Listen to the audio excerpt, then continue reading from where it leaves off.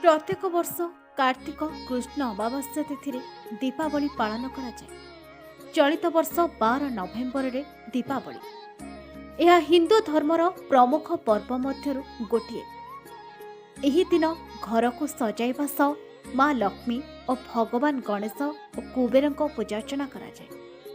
माँ लक्ष्मी धनर देवी।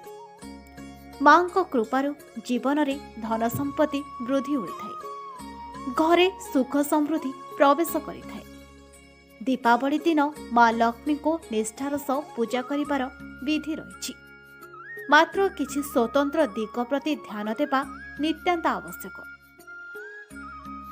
अधिकांश समय देखा जाए पूजा करिबा समय लोके ताली बजाई थांती।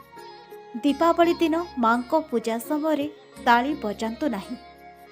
पूजा आरती समय जोरे शब्द मध्य करंतु नहीं। एही दिन परिवार सदस्य परस्पर मध्यरे कलह करंतु नहीं।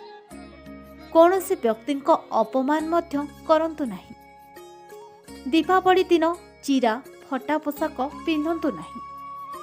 पूजा समय कला रंगर पोशाक पिंधंतु नहीं। एहा द्वारा आर्थिक समस्या लागी रही है।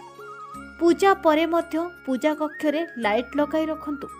दीपरे पर्याप्त मात्रा घिओ दियंतु। घरे कौनसी पुराना अदरकारी जिनिस रखंतु नहीं। दीपावली पूर्वरु घरु अदरकारी जिनिस हटाई दियंतु।